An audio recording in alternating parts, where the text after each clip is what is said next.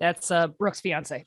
Yes, Hello. it is. Hey, internets! It's Jake from Mini Terrain Domain. I almost forgot what I am from and who I am. It's been a Same. there was a weird What I am from. there was a weird Monday awkward vibes. pause, and I decided to make it even more awkward. Good. That's the way to Listen, it's been a wild 48 hours, y'all. That's all I'm gonna say. Dwight and I crammed a lot into a short period of time. But Hey, give me some credit. I just did. And I'm in the process of it. Give you credit for what? I don't know. Very Something. confusing. He literally said Dwight and I crammed a lot in. Like, how much more credit do you want? All of it. Dwight organized the travel, the lodging. Dwight was our weekend daddy. Yeah, I said it. I know what I said. He organized a lot of where we went and what we did, and it was great. It was kind of like having a sugar Dwight, so I'm okay with it. Fair. Okay, back to the matter at hand. Hey, internets, I'm Jake. Nope. You know who I am. You know where you are. This is Scribes and Scrolls. This is Scribes and Scrolls, the Candlekeep Mysteries. We are on Book 4, A Deep and Creeping Darkness, and this is episode 43, Up the River, where presumably they will be traveling on a river. We'll see if they actually get to the river. This is, Maybe? I can say this is without a shadow of a doubt, Dwight's favorite part of this campaign is how much time we take to explore every possible avenue without moving forward, but moving laterally. Kind of like how I play Elden Ring. We're supposed to play through this. We're supposed to do everything once, And then do New Game Plus. story, and then we come back and we start over from the beginning, and then we do all the side Right. quest stuff. This is how Dwight and I very differently approach games like Elden Ring and D&D, apparently. So the first thing I want to mention before we actually play some D&D here is, if you look up above where Jordan would be, Jordan could not be with us, though I believe she is in the chat. But you look up there where Brooke is pointing, you will see several domain tomes and 5 little tiny limited edition domain tomes. Those are a way that you, the audience, can have a bit of an influence on the game simply by subscriptions. You can tip, you can do a Ko-fi donation, you can cheer 500 bits as Carrie has done in the chat, is what I was trying to say. And that will make this little magical book appear. And the players can use those to gain advantage, to reroll, or they can spend 5 tomes to make me reroll my dice.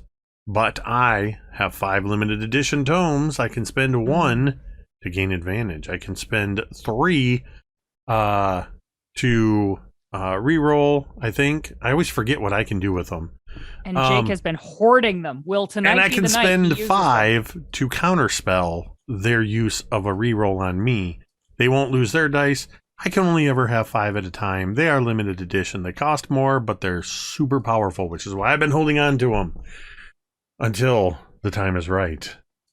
While you're here hanging out, be sure to check out our channel sponsor, Talon and Claw, at the Etsy link in their shop that just appeared in the chat there. Makers of fine wooden dice accessories and DM screens, dice trays, dice vaults, all kinds of really cool products over there. And Anthony's a pretty cool guy too. We'll give him credit for that. You can pick out your favorite dice accessories, and when you get to checkout, use code MTDClaw and get 10% off of your order. One other thing that before I tell you that thing, I'm going to tell you this thing. I believe, if I have this right, because of timing and recording and all that stuff, there's just 2 sessions left of Dreadful Tales on Tuesday nights at 8:30 p.m. over on fortnerd.com, where I have been DMing our second arc. Gary is the producer over there, that's his channel. So we got just 2 sessions of that left. I'm also weirdly about to have a finale in our long-running Curse of Strahd campaign over on Dice on Ice RPG. The second part of our finale is coming up soon. This Friday, I will be over on Nerdarchy, the main channel. We are moving our show back over to the main Nerdarchy channel on YouTube. That is Ted from our Dawnbringers game is our DM in a game called Untraditionally Arcane, where we all play wizards that are not the traditional arcane subclasses. And to give you an example, I am a beardomancer wizard. All of my magic is beard based. Yeah, come on by and check that out.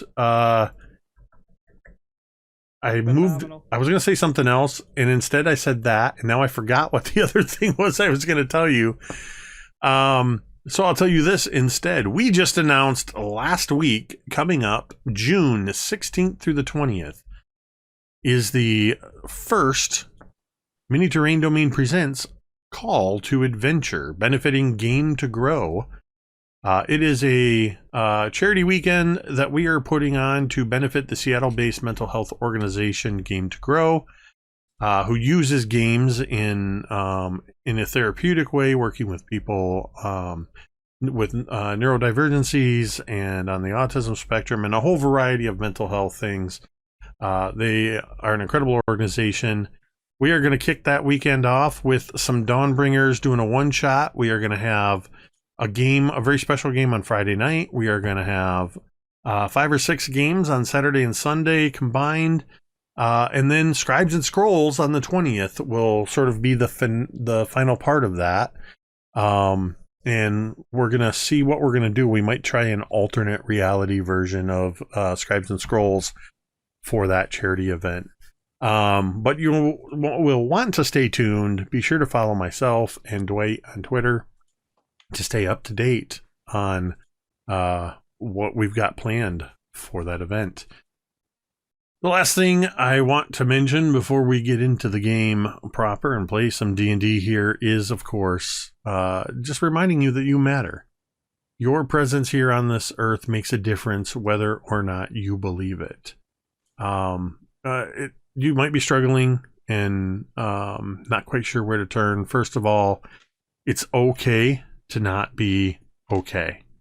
But the other thing you need to know is that you don't have to struggle alone.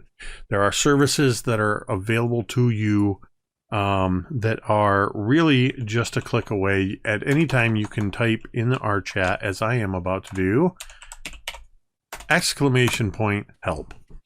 That will bring up a URL, findahelpline.com. All one word, findahelpline.com. Simply input where you are located in the world in the address bar that pops up or the little fill-in window, hit enter, and numerous help services will appear. Bookmark this site for yourself, bookmark it for a friend, and just know that it's there for you to use if you need it. With that, I think it's time to play some Dungeons and Dragons. Woohoo! Ooh, ooh, ooh. Our book club has been traveling along with the Royal Mining Consortium and our guest for the last few sessions and continuing on for a bit. Brooke playing Kahlo. They've been traveling by sea along with the captain and crew of the Sinful Dragon, who has been delivering them up the coast to the river so they can make passage to their next destination, which is a town called Myrene. While at sea, they have encountered a dragon turtle that shook them down for a few hundred gold. Very stormy weather that caused them to be at sea for an extra 2 days, which unfortunately meant they were at sea when the full moon came, which meant they had to keep Assyria under wraps.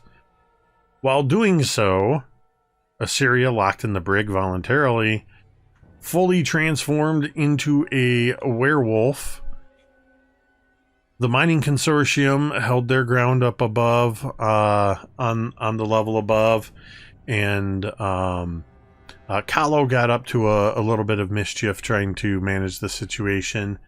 While above deck, there was love and blood in the air as a bunch of Sahuagin attacked, and many of the crew and some of the party went up to fight the creatures that invaded. Amongst them, the half-orcs Vorn and Shwatha found themselves fighting back-to-back, bathed in blood, while the party's resident barbarian and raging warrior held vigil down in the hold below, not even really drawing her sword for any reason. Sorry, I'm just giving you a hard time, Carrie. I'm a really fucking good friend. And wherever Jordan is, I hope she appreciates it. But everything else I said about Shotha and Vorn was true. So lots of stuff happening. Fortunately, the enemies were defeated, and Assyria transformed back into her human form, curled up and asleep on the floor of the hold, as many of the automaton crew of the Sinful Dragon went about swabbing the deck and cleaning the blood, and the two halves of the priestess that Vorn cleaved into, pushing them off into the sea. Already in the wake of the ship, sharks are making a quick meal of what was fed to them. As we open up on this session, we're going to turn our attention to Tira. Okay. Tira. He'll look happy about that. Yeah, I don't know what's happening. I never know. Tira, you Yeah. find yourself once again stumbling and trudging through nearly knee-high deep snow in a forest somewhere in the north. Bare, needle-like trees reaching for the sky. You pull your cloak tightly around you. The wind whips at your hair, snow clinging to you as it whips around. As you move forward through the trees, pushing against the wind and the snow, you see the first sign of some sort of color against the stark gray and black and white around you. You see the first crimson stains of blood in the snow in front of you. What do you do? I guess I would, my kind of like hunter tracker instincts sort of kick in, and I would like lean down and like examine the blood. Like, does it look like spatter? Does it look like something like is bleeding and making a trail? If that's the case, I would like to follow it. As you lean in to look at the blood, you see, first it does look as if the blood has just fallen in large drops onto the surface of the snow. But you see the snow is unbroken otherwise. There's no tracks. A few feet away, you see more blood. And you begin to see that the blood is in fact a trail leading off in the direction you've been going. So I would sort of just assume that maybe there's no tracks because it's windy, and I would follow the trail of blood. All right. What's the worst that could happen? Make me a perception check. Okay. Nat 20 to start the night, boys. Let's go. All right. You walk for about 30 or 40 feet, trudging through the snow. And you see the blood spatters getting closer and closer together. Still no sign of actual tracks. And then you hear a sound somewhere ahead of you. It's almost hard to hear at first with the sound of the wind in your ears. Not quite visible, but somewhere not far in front of you, you hear this sort of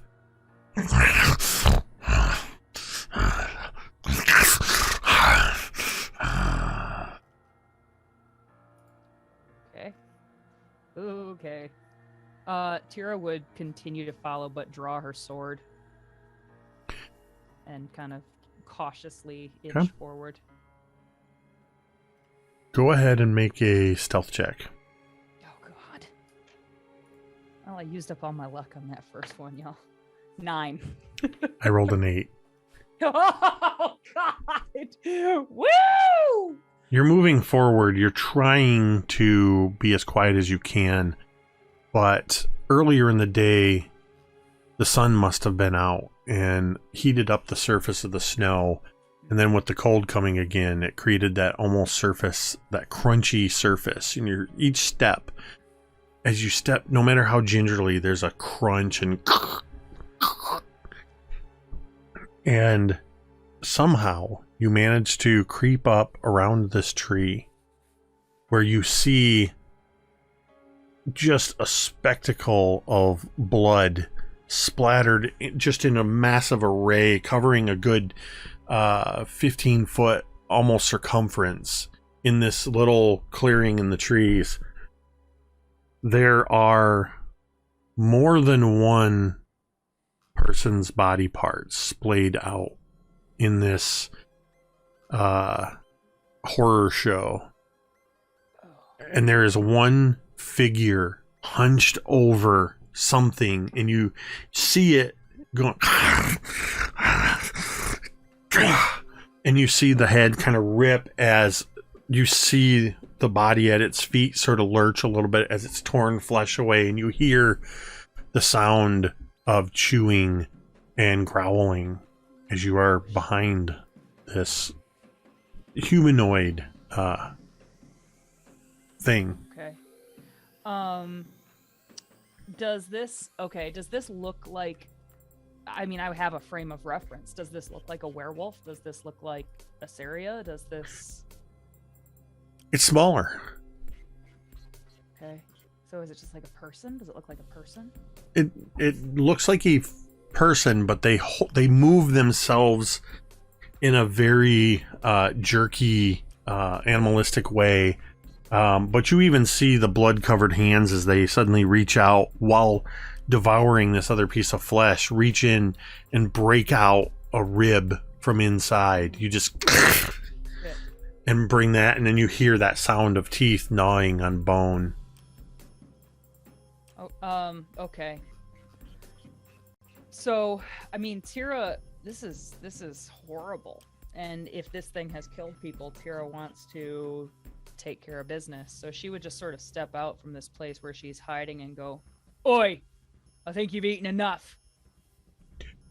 As you say that, the figure startles, and in the same motion that it turns around, it sort of skitters, pivoting on itself, kind of clambering over the body and laying itself low, protective over the what looks to be a human man whose chest cavity's just open.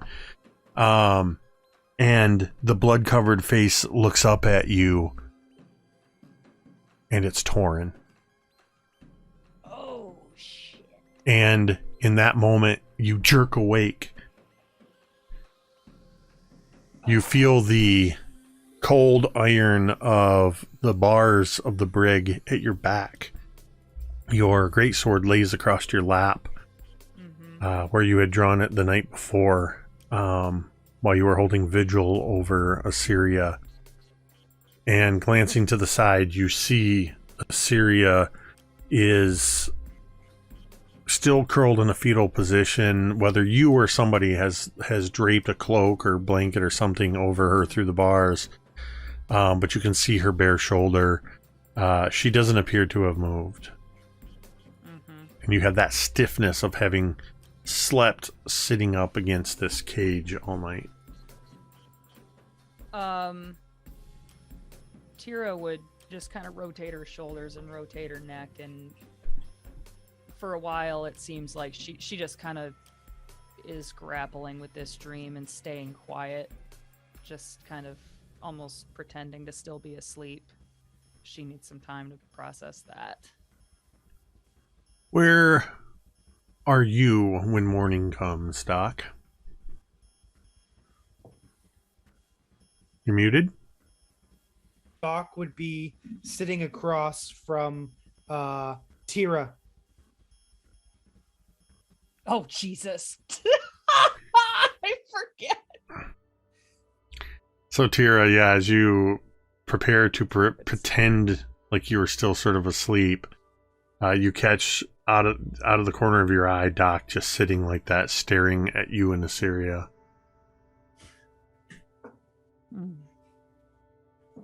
Good morning, Doc. Hello. Is it morning? Seems like it. Did you sleep okay? Not really, no. Now that you mention it. Did you sleep? Oh, never mind, I forgot. Did you sit there creepily with your eyes open all night okay? Yes, I did. Thank you for asking. But why didn't you sleep okay? I had a bad dream. I understand that bad dreams are one's subconscious trying to rise to the surface about things we did or things we didn't do. I wouldn't know because I don't have to sleep. But what was the dream? It was about my brother. I'm worried about him, Doc. Ever since he left, I can't stop thinking about him. I can't stop worrying about him. Yes. When he left, he was... how should I say it?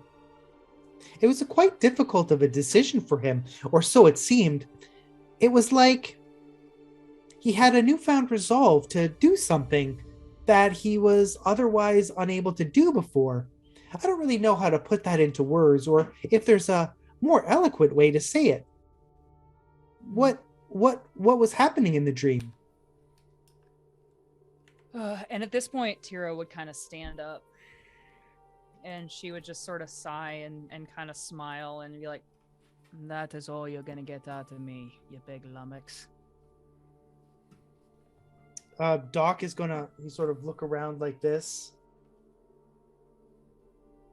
You know, I'm quite nimble for a creature my size. Lummox isn't really the appropriate word for me. You're right, Doc. You're very big and you're very agile. I'm yes, sorry. I'm like a puma in many ways.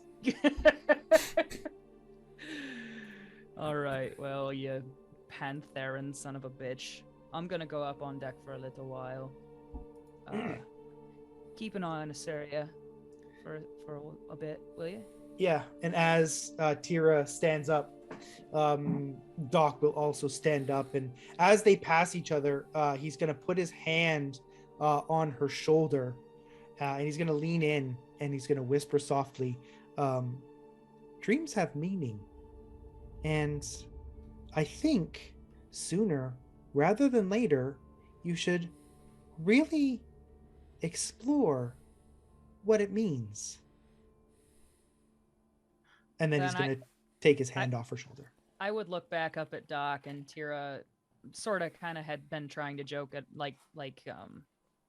play it off, and she suddenly gets very serious again, and she says, "I don't think exploring my dreams is anything I want to dabble in anytime soon. Thanks anyway, Doc." And I go up the stairs. Doc will leave it at that for now. Doc will remember this. Kahlo, you and Manistrad are on the mid deck where Manistrad had after you had briefly gone downstairs and tried to intervene, Manistrad had pulled you back for the rest of the night. Whether you are asleep or awake, you hear the sound of heavy footsteps coming up the stairs. The first activity since what happened the night before. Kahlo is definitely asleep. She gets sleep for a lot of things. But she will slowly poke her head out of her shell because she's sleeping inside it. And you see Tira making her way up the stairs groggily. You say anything to her? Yeah, I'll kind of crane my neck a little as she's starting to go by and say, in all my born days, I've never seen anything like that last night. Yeah, it's it is something. Is everyone all right? Everyone's fine. Thank you for your part. I heard above deck got pretty rowdy. Well, I mostly helped downstairs, I suppose. You helped. Thank you. Just doing my part. Is she gonna be okay? Yeah. I mean, I think so. She was She's- all right the first time. She's probably used to it, huh? I don't think anybody ever really gets used to that. I suppose no one would. It's pretty hard, you know. We're all her friends, and we don't like to see her like that. Are things hurts, we've always been this exciting around you bunch? Yeah, unfortunately. We would like it to be a little bit more boring. At least that's my vote. Well, if I can help, just let me know. And I would sort of smile at Kahlo, and I would just sort of be like, I'll be sure to do that. You seem like the kind of person who could slow things down. No offense. Sometimes we all need a change of pace. Oh my god, that is so delightful. I would just nod, and I would continue. I'm just sort of wandering the deck. Like I got to get some blood back into my legs, and I'm still kind of feeling stiff, and so Tira's just kind of wandering. Speaking of feeling stiff, Shut up, Jake. just kidding. If you dare, I'm going to request that go ahead. Let's see what you got. I was actually going to steal a line from Ricky and say, "What's Mizia doing?" Yeah, let's go. That works for me. Izzy is very old. So yeah, I think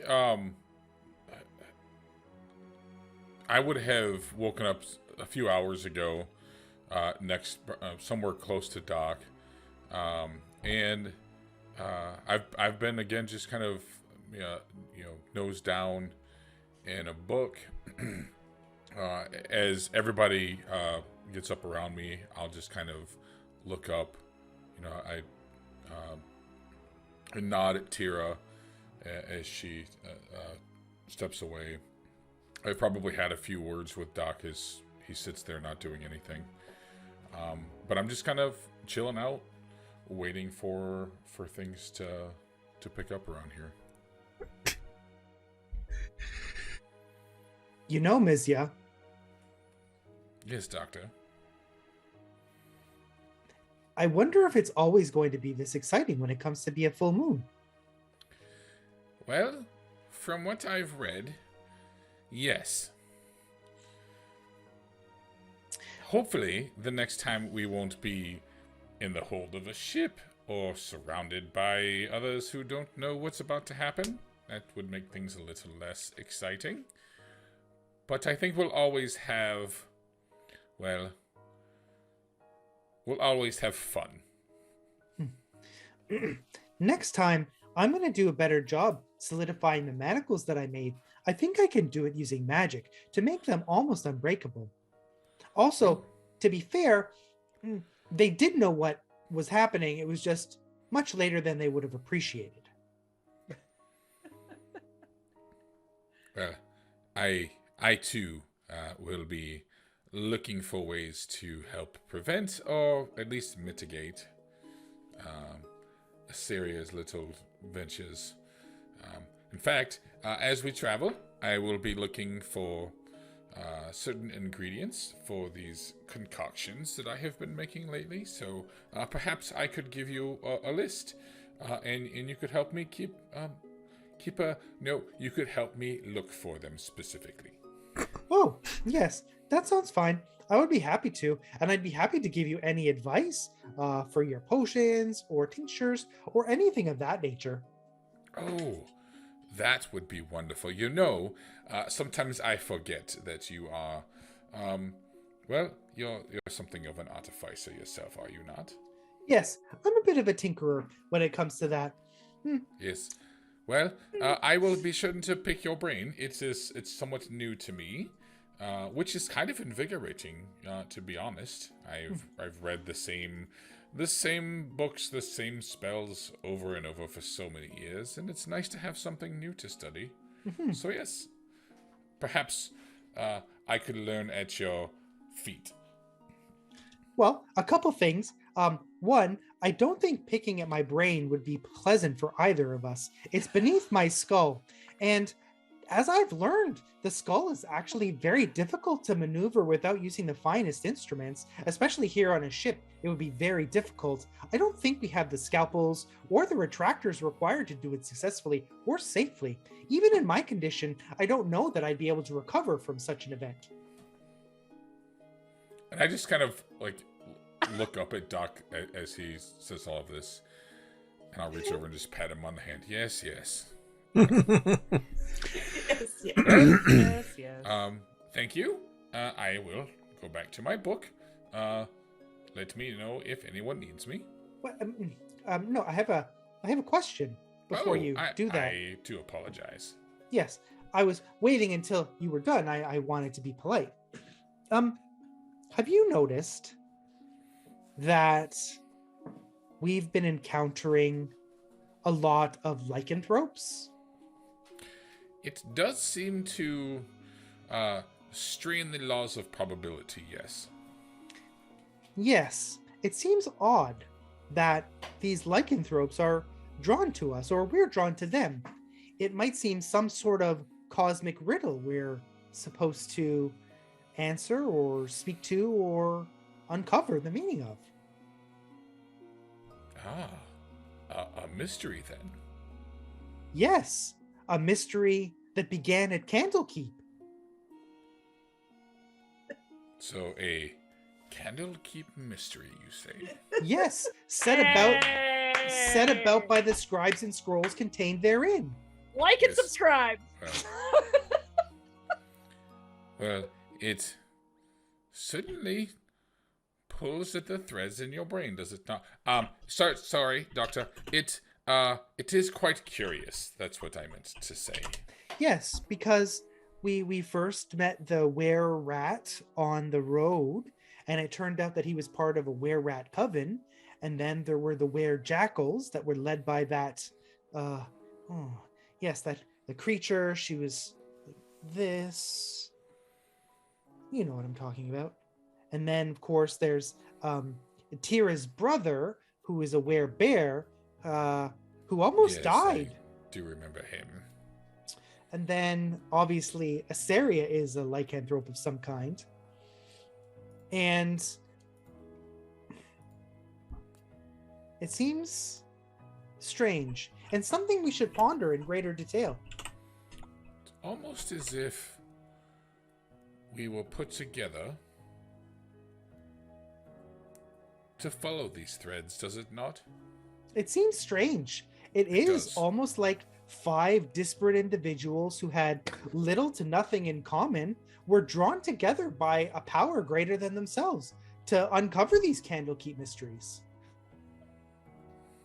It does indeed seem as though something has brought us all together, Doctor. Well, I will dwell on these thoughts. Perhaps we can talk more as we discover more.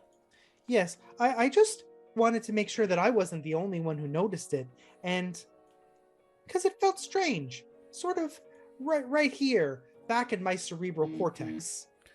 Very tingly. That is the mystery picking at your brain. Yes? Oh. No. You see? Wait. I mean, Doc is gonna open up his bag, and he's going to pull out a stylus and a mirror and a magnifying glass, and he's gonna try and like. Oh my God, Oh. Gary. I will reach up and grab Doc's hand. No. It's metaphorical. Well, it's the mystery kind of tickles your brain. It's something in there. I don't know how it works exactly. We can't really cut into brains while people are alive, as you've mentioned. And well, the brains don't seem to work when they're dead, so the books don't really say much about why mysteries tickle your brain, but it kind of feels like a tickle, which is why we call it that. But never mind me, I'm prattling on. We will continue to look into these Candlekeep mysteries as we continue our travels. Yeah, I think that's for the best. As do I. Can I go back to my book now? Oh yes, most certainly, my friend the scribe. Go back to your scrolls. Thank you so very much, Doctor. And I was kind of like glance back a couple of times and then nose back into my book. Yay. Up on deck. Where is Vorn? Vorn is with the captain and with Shatha, and we are all acting as if we were Klingons at a monster truck rally and just kind of going back over how awesome the fight was. Well, at least more or less me and Shatha, it's a little bit of rough trade and like punching shoulders and, did you see that? And what about when that lightning struck? Yeah, I saw the wind and the rain hitting your hair. It looked amazing. Oh, you flatter me, stop it some more, back and forth. And it's it's closer to Arnold Schwarzenegger and Carl Weathers and Predator, just a lot of muscles and, yeah, this axe is powerful. And, oh, you were magnificent. No, you were magnificent, that kind of thing. And then it kind of like, I catch tear out the corner of my eye and it just kind of like snaps. And I'm like, excuse me for a moment. And as you're having this exchange, and it is just you and Shatha. Okay. But Gary. As you turn and kind of catch tear out of the corner of your eye, it's right as yet again as you've been sort of regaling each other with the highlights of the previous night. At certain points, Shatha just sort of, as you kind of laugh or are talking about this, she just sort of kind of laughs and does that thing where she just puts her hand on your arm, like near your elbow, or she's probably touched you several times just in that way, like, oh yeah, totally. And it's at this exact moment as she's done that you see Tira coming up the stairs. And Tira, you see Shatha and Vorn sort of animatedly in discussion, having this conversation. Vorn, what do you do when you see Tira? I am going to just look at her to see if Tira is looking back. I 100% am, and like Tira is in that second where she sees this and is looking at it like a freaking car wreck, but like hasn't even thought. She's so tired, she didn't sleep well. She hasn't even thought that this is socially unacceptable to be staring at this. She hasn't even thought to look away. And I'm going to turn over to Shatha and say, "Yeah, it was great. Can you excuse me for a moment?" Wait, I've got to get back to work anyway. And she just kind of smiles at you and kind of pats you on the shoulder. And as she pats your bicep, she just kind of lingers her hand there for a moment and looks over her shoulder following your eye line and looks at you, Tira. And then she just turns and walks away.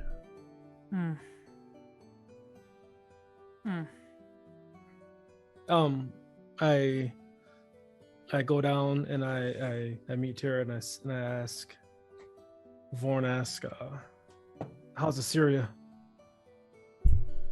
She's Assyria again. That's good. About the best we can hope for, I guess. She's alive. And how are you? I am very tired. But and I kind of like, I would nod over at Shatha and I'd be like, I mean, I hear you were quite the hero. I bet you're a little tired yourself, eh?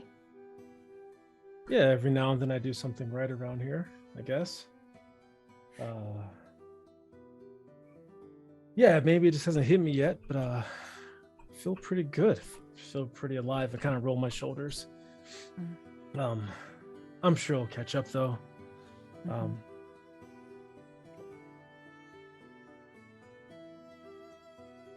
Awkward silence.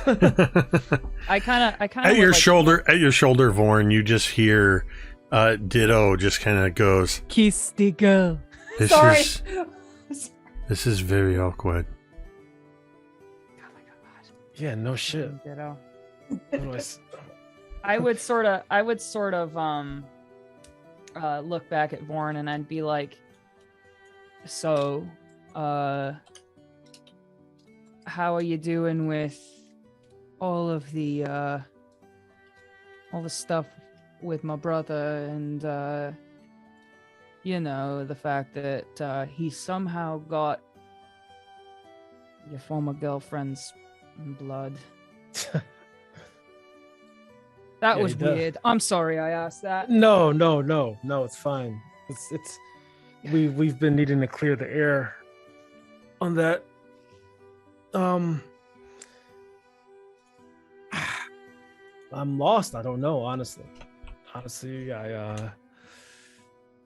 ever since your brother came, I don't know, have you been having just crazy wild dreams? And I kind of like look around and I want to see if there's anybody nearby that could be like eavesdropping. Is there? Make a perception or investigation check. Perception is a 15. You look around, you see that Shatha has moved up near the bow of the ship and is instructing a couple of the clockworks in their cleanup process. Penny Smoothhands is once again at the wheel. You look over by the captain's quarters where you see Captain Dervish is in a quiet conversation with Manistrad Copperlocks. And nobody other than a couple of the clockworks that occasionally walk by you doing their job. None of the humanoid crew seems to be nearby or paying attention. I would kind of look back at Vorn and I'd be like, now that you mention it, yeah, very weird dreams. Yeah. I mean, I've always had weird dreams, but there's a lot more blood and violence to them. Yeah. Mm, Listen, Tira, same. about your brother, about my past and my old girlfriend, I say,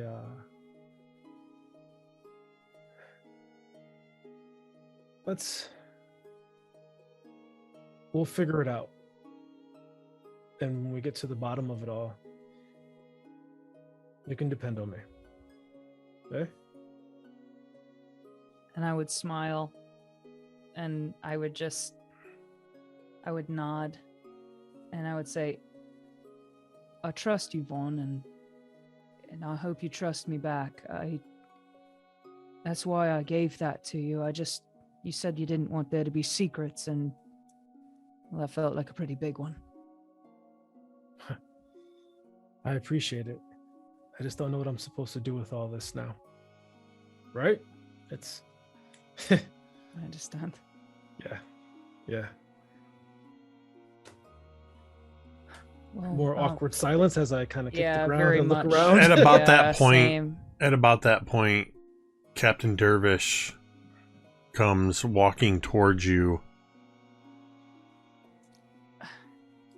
Right.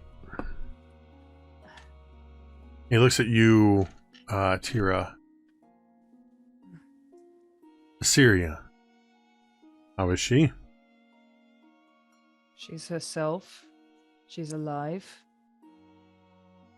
And she's going to stay that way, I hope. Listen, we all had a rough night last night. But I'm telling you right now, if it wasn't for, well, this one in particular, and he kind of playfully punches you in the arm, Vorn, helping out the way you did up here on deck. And he looks back at you, Tira. I'd probably be popping you one in the jaw too for putting my crew in danger. And Tira has a look on her face that's almost like proud. And she would kind of look at Vorn and be like, well, he does tend to do things right once in a while. Don't worry, he doesn't hit that hard. Not as hard as you do, at least. I kind of back up a step and like put up my hands. I will say, everything aside, glad she's all right. I don't claim to even have any kind of understanding of what she or the rest of you is going through. It's not something I'm familiar with. I just don't like my crew being put in danger. Not unless I'm the one putting them in danger. He says as he sort of sees Shatha looking over her shoulder at him, and he's just like, yeah, okay. Sometimes I put everybody in danger, but it's usually at the helm of the ship. And when you're in control. We had it under control. I can see that, and I'm glad. That said, I'm not the one you need to calm or the one you need to convince that everything's going to be okay. As he looks over at Manistrad, who has, by this point, Manistrad in the interim has come down to grab you, Kahlo, and the rest of the survey team who were holed up in one of the rooms at the in the lower level. I'm not kicking you off the ship. But... And he points off to the starboard side where you can see land about a quarter mile away, and you can see the open mouth of a river. We're here. And this is where you leave. Kind of smile. You no doubt have things to work out with all of yourselves, and if Copperlocks is willing to keep traveling with you, well, then you've got that deal going on. I wish you the best of luck, and no hard feelings. I think all said and done, things worked out as best as they could have given the situation, and give it a little bit of time. But if you're ever in port, keep an eye out for the Dreadnought or the Sinful Dragon.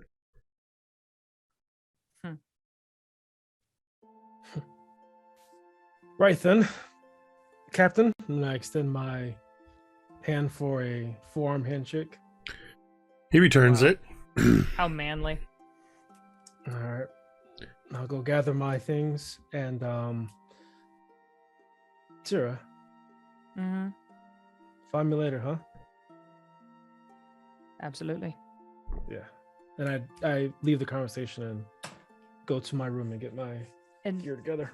Tira is sort of feeling like this guilty inward relief that we're leaving the ship and that we're leaving a certain somebody behind. I am in my room by myself, though. Maybe Shafa # Gary will show up. No! You don't have to propose that. So, He's ready. Don't tempt He's him. ready. as Vorn heads below deck, Manistrad and Kahlo and the rest of the mining consortium come up. And seeing Vorn head down below decks and looking around, Manistrad sees only you, Tira, and she just walks right up to you. Right? She's very small. Lesson up.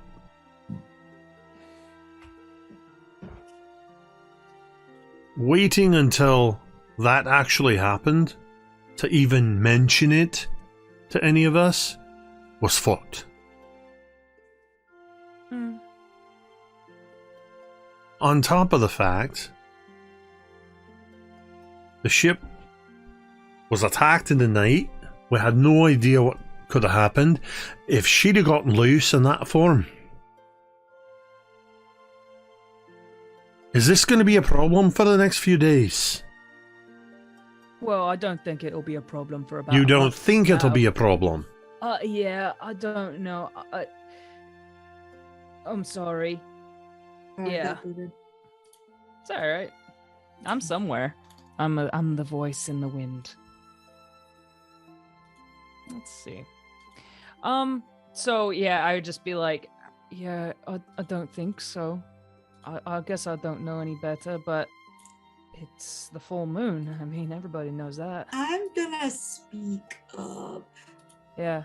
And say, now, Manistraw, I understand that we have a right to be upset with them, but I mean, if we're gonna have people on our side who know how to handle a werewolf having a hissy fit, that might be a positive. They did a nice job down there, and I think they just wanted to protect their friend. And Tira is sort of, as Kahlo is talking, just sort of like nervously nodding back at Manistrad. And Kahlo, make a persuasion check at advantage. yay! One of us. One of us. All right, hold on. Very high. Oh wait, no, I got a -1. Oh no! 16, still good. Still good. Manistrad's kind of scowling, and then she looks over at Tira and looks back at you, and she just goes, "Right, I suppose you make a good point, Kahlo. I don't know what we're going to be dealing with up there in the mountains. I'm hoping it's not more werewolves, but they can hold their own, and maybe we do have a decent team protecting us. Even if one of them is currently unconscious. I hope that doesn't cause too much of a problem." that could be a better situation. Yeah, I think you might prefer her that way, Well, at least for a while. Even when she's not a werewolf, sometimes she wakes up a little grumpy. Asaria's not a morning person, in the slightest. can't say a blamer for that. We've got at least a couple days' journey on the river before we even get to Marine. I hope it's not that long, because I'm not carrying her up the mountain. And Tiro would sort of crack her neck, and then crack her knuckles, and then crack her shoulders, and just be like, I'll do it. I probably could. And Kahlo is very, very strong. And then I would lean in and be like, I'm very helpful. Thank you very much. I'm going to go get my stuff. Right. You already see that some of the captain has instructed some of the clockwork crew as they are preparing a launching craft that they've uncovered. The ship is anchored now, and they're going to punch you across the quarter mile to get to the shoreline by the mouth of the river. Before or while this whole conversation is happening, Vorn, you are packing up your belongings over by your bunk, and you hear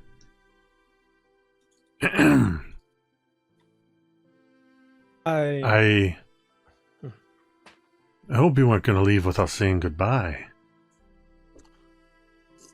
It's Shatha, of course. Oh, Yes. It's Penny Smooth Hands. Twist! A twist! A twist! It's playing everyone. Dun, dun, dun. Vorn looks over his shoulder when he hears a hymn. Upon realizing it's Shatha, heart kind of skips a beat and turns around. And I'm not very good at. You don't even get the goodbyes. words out, and she just grabs you and just full on kisses you. Oh my god. And then she Didn't do it. just kisses you for a good 5 seconds. Ooh. And then she pulls away Mhm. and she just says, if only there was one more night. And turns and walks away. Passing Tira on the stairs as you are coming down to pack your stuff. And as she passes by, she just says, I wish you all good luck.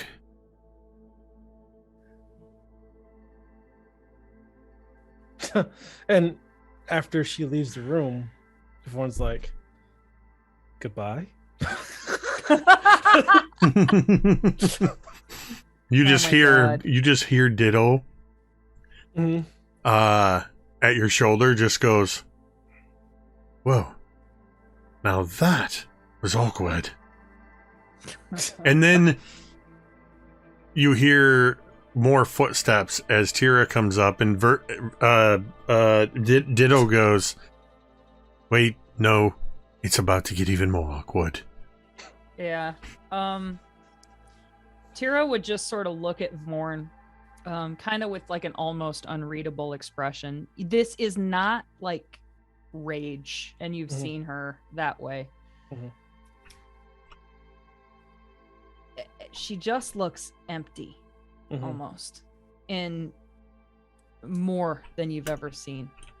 And she just sort of kind of nods, and she grabs her bag and kind of slings it over her shoulder and walks away. Walks back up the stairs, or heads towards that way. And as she begins to walk away, Vorn's gonna say, Tira, wait. Nothing. And I would look over my shoulder. Mhm. Be like, what, Vorn?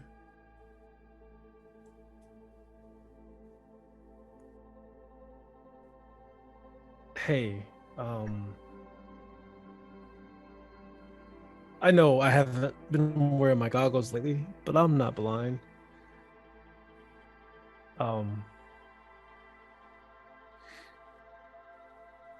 Listen.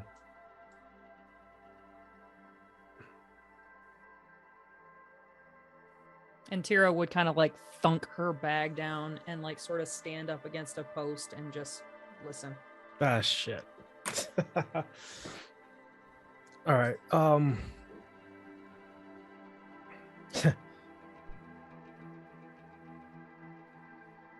Do you remember when we first met? I mean, when you almost killed me from punching me in the face. I remember that quite well. Yeah. Fondly. Yeah. So I'm just gonna cut right to it. Listen, I'm not good at these things.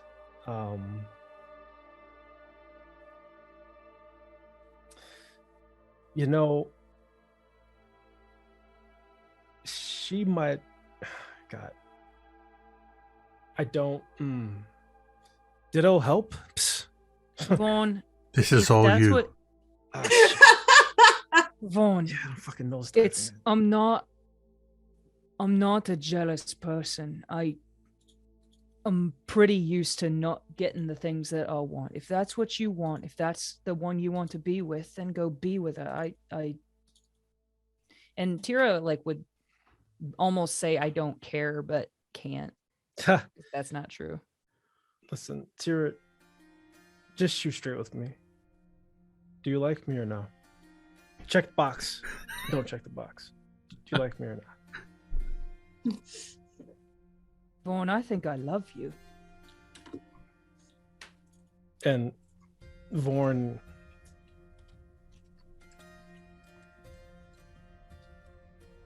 and then he says, he's shocked for a moment. And then she he would kind of says, cross her arms and, what about you? well, come here then. And I extend my hand. I would sort of like look at it for a second, kind of critically. And then I'd kind of like roll my eyes and I would take his hand. And then Vorn's gonna pull her into his tight embrace with his shoulders and orc musk. And Awesome. he goes, And you real subtly hear, this is the most awkward. So awkward. And that's where we're going to take our break. Amazing. Oh, awesome. All right. Yay. We're going to go ahead and take about a 10-minute break. We will see you on the other side of this break for more Scribes and Scrolls, the Candlekeep mysteries. Stick around. We'll see you on the other side. And we're back. We pick up as the launching boat has dropped off the book club and has dropped off the Royal Mining Consortium on the shore along. There's a small beach here that sort of wraps around where the river opens up into the Sea of Swords. You are at the mouth of the Whispering Waters River. And first off, or sorry, the Winding Waters, not the Whispering Waters.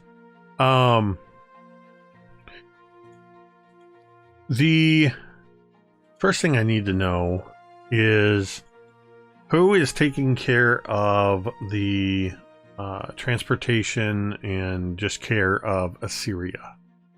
Because Assyria is completely and totally unconscious. Really will help if people need help. I would like Kahlo to help and just kind of keep Assyria decent. And yeah, I think Kahlo, it's I would invite feasible Kahlo to come help that get clothes on. that you would have been able to get Assyria back in her clothes. You don't have to worry about transporting her unclothed. Perfect. You'd be able to get her back in her clothes, and wherever you go, Soren is close at hand. I think that Raywin Silverthread, the Royal Mining Consortium's medic, would have worked with the crew and sort of from a hammock and some pieces of wood would have helped you all to fashion a litter to more easily transport Assyria as well.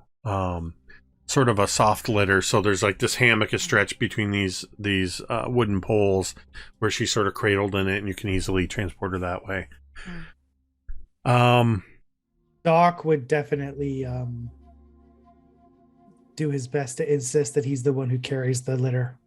Aw. It takes two people traditionally to carry. Yeah, it does take two people to carry it. It's got wheels. Oh, but it would be, so you want to do it a litter as opposed to like an X-frame? Oh, look at Mr. Architecture over He here. did use the word litter. Yeah, no, I was envisaging something easier that one person could carry instead of two. No, Gotcha. I think we could use, but listen, hey, there's 3 of us and we can do teamwork and Doc can help. That's right. I'm I not think we all take turns. I'm not familiar with the X-frame. Am I? So it's like the V, right? So the thing is on the ground, and it doesn't. Listen, matter is it whatever. an X-frame or is We're gonna it have to look a it up. V-frame? I want to So know. many what it is. letters. Oh my Make up gosh. your mind. It doesn't matter. Whatever is fine. 3 Well- hours later. Listen, this is what Raywin knows is the 2-person litter. And Manistrad says it doesn't really matter because you're going to be traveling up river in a boat. Okay, sure. I'm not going to make anybody roll for this, but all of you would notice you don't have a boat. What? You were dropped off on shore by the landing craft, which they are currently rowing back to their ship. And none of you have any sort of boat with you. As Manistrad says that it doesn't matter. We'll be on a boat up the river for the next 2 days, maybe 3. Okay, well that's great then. Wait, which boat? All Do you right, have a boat? right. Give me just a moment. Snag them down. And she pulls her pack off her back and opens it up and reaches inside, and she pulls out this wooden box that's about 12 inches long and about 6 by 6 on the other dimensions. Oh, cool. And she looks around and she's just does a quick visual counting of everybody. Let's see, that is 6,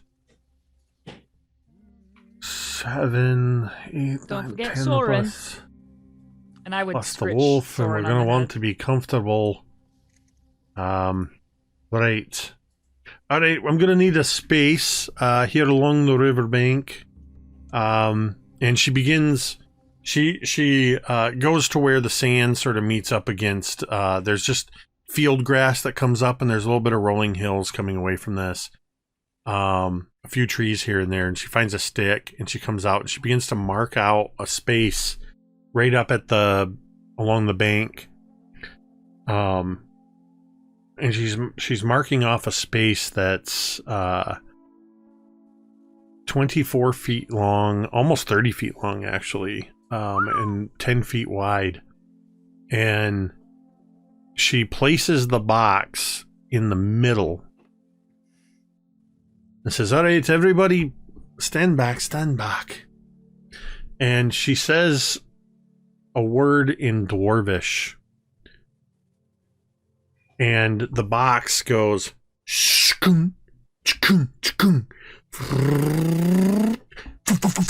and just starts unfolding and unfolding and unfolding until a 24-foot long, 8-foot wide, 6-foot deep riverboat with a deck, rowing seats, 5 sets of oars, a steering oar, an anchor, a cabin, and a mast completely unfolds at the edge of the water. As it does so, it sort of, before the full bottom, you see these planks are sort of like doosh, doosh, doosh, doosh, doosh, creating the depth. It sort of glides into the water and the last thing it does is it just sort of goes. You ever seen in Assassin's Creed where sometimes the boat doesn't quite load in for a moment, and then all of a sudden it just lurches like it just appeared, like it does that, and then the anchor goes, and you have a full-on ship that can hold quite a few of you comfortably. In fact, go ahead. Would I recognize this in my studies? Would I have come across a description of this at all? Yeah, you can make a history check or an arcana check. Wow. Just to see if you've ever encountered one of these. 16. You've heard of them, and I would say this is probably the first time you've ever seen one. Okay. It is it's a pretty rare type of magical item known as a folding boat, and it has a couple of configurations. It stores as a 6-inch by 6-inch by foot long box, and it can turn into a 10-foot canoe or a 24-foot boat. You hear kind of from the back of the group just, was that what I think it was? I've never seen one, but I've read about them. They've always been fascinating to read about. And, well, it was doubly so fascinating to watch in person. Manistrad, where did you find that? This particular boat has been in my family for about 600 years.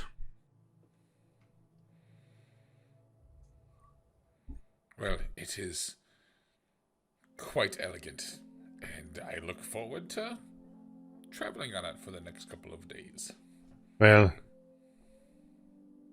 it should make for a little more comfortable of a ride.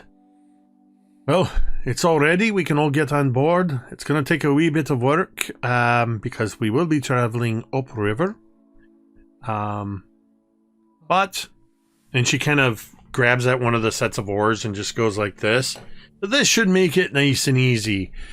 And immediately, the Rack and Crack sisters take 2 of the seats with the oars. Does anybody in your party want to help with the rowing? I'll do that. Absolutely. Born and Tira. Very strong, yeah. Yeah. I'll help. And Kahlo. Kahlo. All right. So, go ahead. No, I was gonna say at first, Vorn is going to look at where Tira's sitting on the boat, and then gonna sit on the opposite bench because it's like, hey, we got to make sure the balance. I kind of would grin almost mischievously, and I'd be like, balance, of course. Right, because if it's too powerful on one side, then yeah. And Kahlo sits between you both, like next to one of you, and is so big that you can't really see around her. Yeah. Yep. Yes. Awesome. He's like, this is perfect. there we go. Just oblivious. And so Phenomenal. begins the party's travel up the winding river. I would like 3 D20 rolls, please. I'll do one. I'll do one. 12. 8. What was the first number? 12. Oh, did I grab the wrong one? I might have This is for the weather. Yep, sorry. Jake has a spreadsheet. My spreadsheet is a Dungeon Master screen. Yep. I'm sure I could just bookmark the weather on. Doc, are you? Who's rolling the third one? I rolled a 9. Okay, so we got a 12, an 8, and a 9. If I recall, Correct. just off the top of my head, I think you're going to have pretty decent weather. Oh. Yeah, it's actually comfortable. It's starting to get to be one of those. The weather, the season is that where it's starting to get warmer during the day, so it could push into the 70s and 80s. A little bit cooler here on the river. There's no wind and no rain. So your first day is going to be relatively straightforward as you're traveling along. I would like somebody to roll me a d20 for the morning. It should be Gary or Yeah, somebody who didn't roll for weather should roll a d20. Okay. 9. All right. As you're continuing on throughout the day, rowing, and Assyria has been stowed comfortably in the small cabin. And occasionally some of the other members will... you get to certain sections of the river where you can row a little lighter. There's not much of a current. There's times where it takes everybody putting full effort in to get through the rough waters. But otherwise, it goes pretty decent. So I would like another d20 roll for the evening of the first day. You want me to do that? Yep. Yeah, you can do that. My rolls never turn out positive, so we'll see how it goes. Yay. That is a 7. Okay. Nice. Power 7. Power 7. So on a scale of 1 to 10, how awkward is the silence between Tira and Vorn on this first day of travel? I'm just kidding. You don't have to answer that. Damn it. Is You there should any answer that. particular conversations or anything that anyone is having during this first day? Um, And So we'll take this into the evening because you will pull off to the shoreline at some point and make camp for the night. so if I'm Oh, imagining, sorry. no, real quick, it's just quick. Yep. If I imagine it right, I'm on one side of the boat. The giant Ninja Turtle's in the middle, and then Tira's on the other side, right? Correct. And we're Sort both of. rowing. There's a little bit of staggering. You have to be able to get to the Yeah. oars to be able to. Okay. Yeah, so I'm next to probably Tira, we'll say. Okay. Okay. But still And we're- blocking the And we're path. rowing upstream, right? Yes. Okay. Yeah. So all Vorn is doing is like subconsciously trying to match the rowing pattern of Tira. That's all. So we're rowing in sync. And Tira, with her soul a bit lighter, would just kind of be making idle conversation with Kahlo, like want to know where she's from and how she fell in with Manistrad, and she'd just be like, "So how long have you known the dwarf?" Not that long, I suppose. This is my first time out actually on a survey team. But this is something I thought would be a fun way to see the world.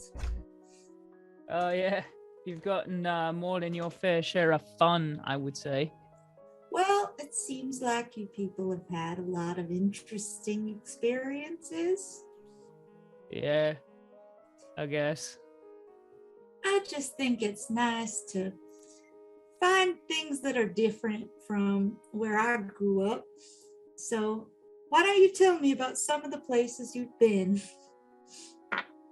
Oh, well, and then Tira would just sort of launch into this diatribe of like all of their adventures, and Tira'd be sneaking a nip off of like a flask every now and then, and the longer we're on the river and the more tipsy Tira gets, the more bombastic the stories get. And Well, Cal will love that. Like she's very curious about the world, so she's mostly just asking questions. You Sure. don't get the sense that she has that interesting of a story herself.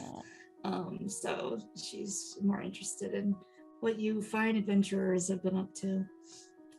And as Kahlo like is kind of looking starry-eyed, Tira responds to that by she really speaks very highly of her companions. She talks about Doc and Assyria and Mizia and Vorn like they're heroes, like they're storybook heroes almost, and it plays up her own accomplishments but plays up theirs even more. And it's awesome.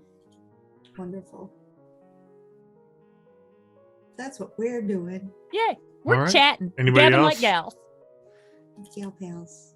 Gabbing like gals. So I need somebody to roll me a d20 for the night shift. I'll do We're it back. if you want. Yes. Be anybody.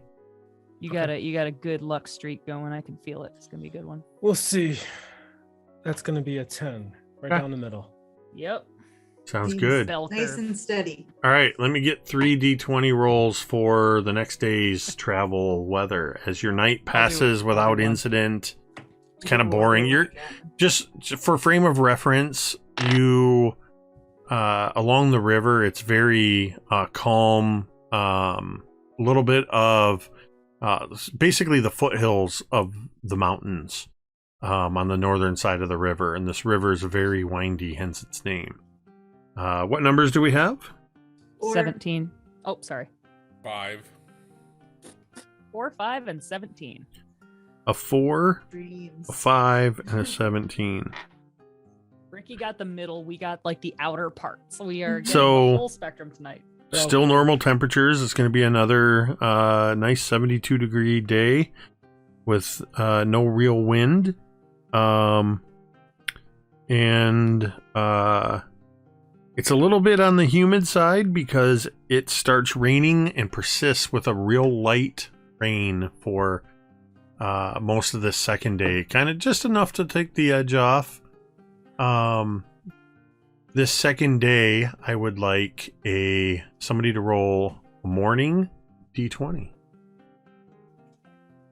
gotta be Dwight. Kahlo's happy. She likes the light, misty rain.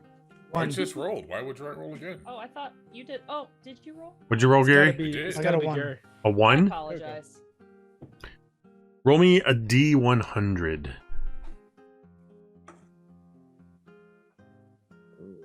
Uh-oh. Uh-oh. 46. 46? 46. D100. Right in I'm the done. right in the middle.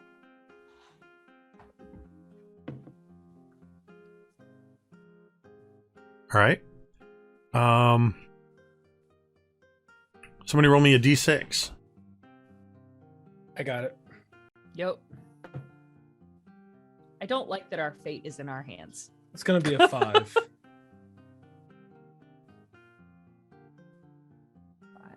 As you are moving through in the morning, you get the boat underway again, which is, you don't have to worry about the boat at all, because Manistrad can easily, when you set up camp, pack the boat up. So it goes into a nice Nice. tiny boat or box.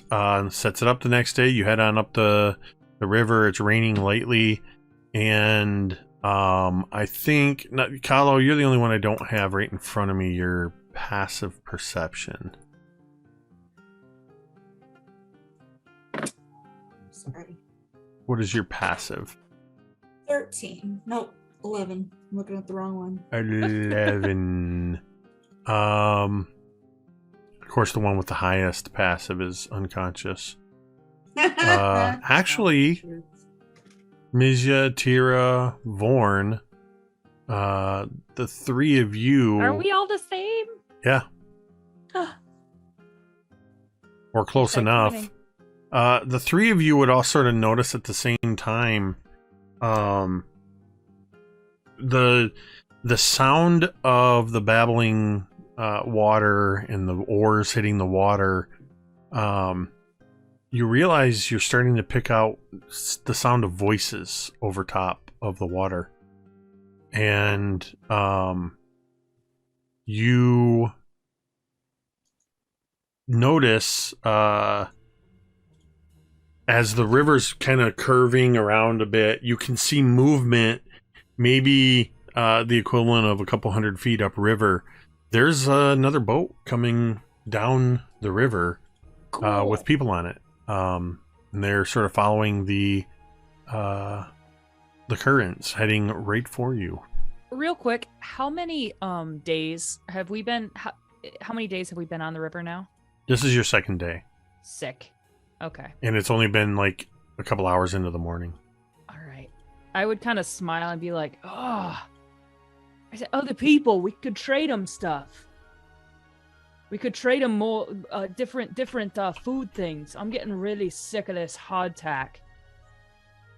The other people, can I take a look at them and see, do like warriors, bandits, or just travelers? Make a insight check at disadvantage because you can't get a solid look at them yet. Gotcha. Looking for the insight. There it is. Oh, sorry, disadvantage. And now we got it. I had a natural 20, but disadvantage brought me down to an 18. Okay. You see a group of 3 individuals. One of them is wearing robes of a mixture of red and white, with red, almost like a monk would wear, but hand wrappings kind of going up around their hand and up their wrist in like a crisscross pattern. Another one also wears robes, but of a darker color. And the third one, this is basically just a little more than a canoe. The third one is the one who's sort of working the oars right now and just steering the canoe. Looks to be a little more wiry, wearing leather armor, and is sort of keeping an eye out. And about the time you're clocking them, Vorn, you see that this person, the voices quiet down, and the person turns to the other two, and they have spotted you as well.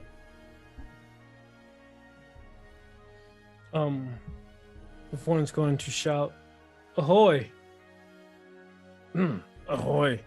Ahoy! Ahoy!" What do we shout to people that are on the river? Ahoy sounds right. You hear Good try, hello. you hear calling out to you,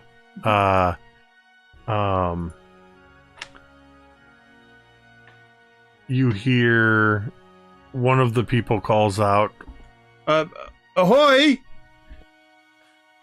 It worked! It worked, everybody. Yes. Now ask them if they have any meat or fruit or anything other than these crackers. Or And I ask hold who up they some are. hardtack. Yeah. And then ask them their whole life story, I guess. And I kind of bump Kahlo playfully. And I don't know, how do we get so that we can like match boats side to side and Party chat for a barge. second? Manistrad Boarding point. moves to the anchor and drops the anchor on your ship. And it sort of drags, and there's a moment where, as you all stop rowing, the boat sort of actually drifts backwards with the current, and then this other boat, canoe, sort of, they row up next to yours, and just sort of reach out and grab hold of the side, and you see that there is the one wearing the red and white robes is a looks to be maybe 18 to 20-year-old human woman, blonde hair, green eyes. The other individual wearing darker robes is about a mid-40s half-elven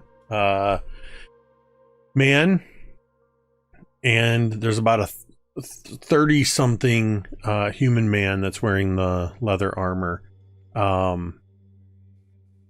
Somebody, I would say, I guess anybody who is trained in either religion or history can make a check for me. History. Not it. I'll do it. I got a 21 history check. Okay. Oh. It's a 19 history check. Okay. Damn. Okay. Anyone else doing the check? No, but what Vorn is going to do is as he like steps over to the side where Tira's at, kind of like there's a small little square piece of paper that he's wrote on there. Yeah. And it kind of like touches her hand like below eye level and Yeah. kind of slides this piece of paper. I take it. And when she reads it, I'll tell you what it says when she reads it. I want to wait until it's inconspicuous for me to do so, and then I would probably until like conversation starts with these people. Well, for reference, your vessel has a deeper draft than a canoe. It's a 6-foot deep vessel, so you're already sitting up higher than their eye line. Their eye line comes up to the edge of your railing. Oh, I line to everybody else. I would in read the it group. immediately. No, I'm talking about like everyone else who can see like inside the boat itself. Oh, gotcha. Well, Okay. that's It's up not to like you're passing Tira. notes That's in up to high school. Tira if she reads it, No, whether that's they can okay. see or I would not. I would wait until I would kind of Okay. nod at Warren, and then I would wait until conversation starts between our boat and their boat, and then I would kind of read it after. So Kahlo and Mizya, you recognize both the young woman wearing the red and white with the red armbands or wraps, as she is her robes and particularly the wrappings on the arms mark her as a member of an order of monks, not in the warrior monk, though they may have warrior monks, but monks as in a monastery known as the Weeping Friars, that have been around for quite a long time.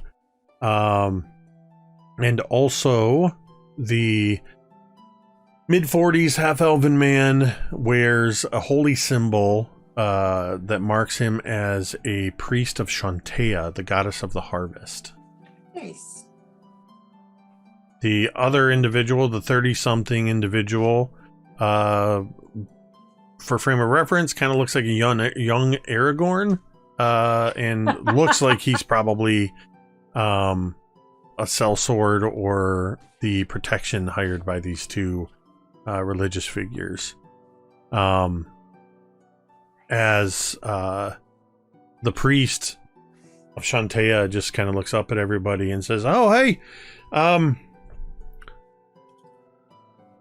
how's everybody doing? Well, I didn't really expect to see much of anybody here on the river." How Yeah, are things on the other end of the river? there you go. That's what I wanted to know too. Well, we put in the water about 2 days ago, just west of a place called the Troll Claws, set of hills that the river a few days up river goes through. We wanted nothing to do with that. We're just heading out towards the coast, so we can head up into the westernmost spur of the mountains here. You guys got any supplies? Anything you want to trade? As you We say are that, tired of bread and crackers. as you say that, the man in the leathers, his hand just sort of slowly shifts down to the hilt of his sword on his belt. Easy What you now. mean? Do we have any supplies? I We're mean, we not got gonna rob you. no. We've got what we things to need. trade. No, we're freaking. Listen, I'm in love with you. I'm tired of eating bread and crackers. Oh, We've And had have enough had- carbs. We need proteins. any luck? We haven't had any luck fishing. We're just. I got things to trade. I got books. I got notes. You think these Talk. pipes come from bread and crackers? We need meat, a fruit, or something. The Trade you. the Got young gold. The young They make woman that- says, I'm sorry, we've been surviving off of hardtack and dry rations. Not much of hunters. We're hoping we get out. Once we get up off the river and near the forest, we could maybe do a little bit of hunting, but we've caught a few fish here and there in the river. There's good eating if you watch out for the quippers. But Quippers, you would all know, are like a piranha-like fish. I'm laughing because I remember a story of one of my orc brethren getting bitten in his testicles by a quipper. But anyways, Oh my god, amazing. yeah. And I look over at Assyria and Doc and Mizia and just trying to get I don't know how everyone is doing right now.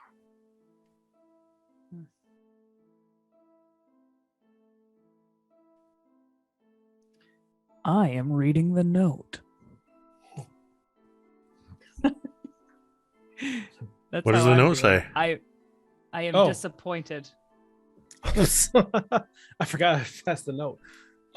Sure did. The note says, hey Tira, how are you? I'm fine. I'm fine. The Do you want to go to the spring formal? the 4th hour rowing is really boring. No, it says, I hope you meant what you said to me back in the boat or on the Sinful Dragon. And it says, yeah, that's it, because Vorn's not good at writing stuff. Right. Tira would kind of like chuckle to herself Well, and make a note to almost it eventually- says, yeah. do you really mean what you say? With a question mark. Mm. Yeah. Okay, there we go. Yep. Tira would kind of chuckle to herself, and just that Vorn is so painfully shy that he can't just talk to her. He has to write her this little note, and that's why she loves him. And she just kind of like puts it away and makes a mental note to write back later. Can't do it right now. There's, for the next few minutes, I think Manistrad sort of comes up to the front and starts talking specifically with the man with the sword. And you see them just kind of exchanging a few words, and he points back up and kind of indicates towards the mountains as he's saying something. And they, after a few moments, she just suddenly says, "All right, well, we need to get moving if we're gonna make it there by midday tomorrow. Let's be on our way, and safe travels to y'all."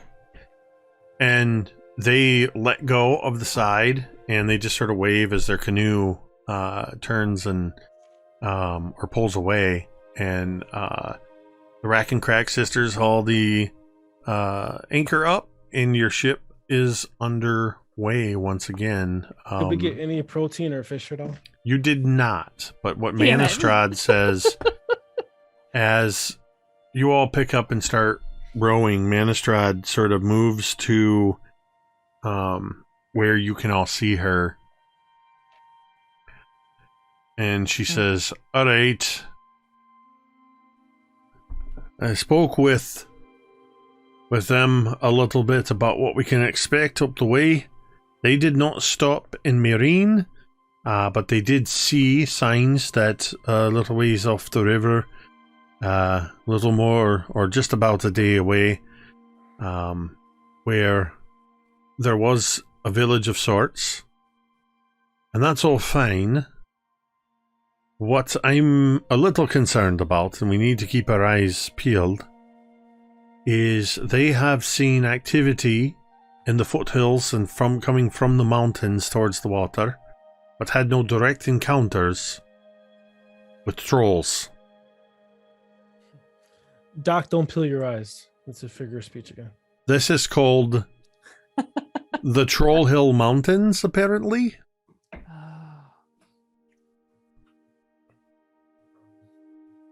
So let's all make sure that we're keeping alert and keeping an eye out.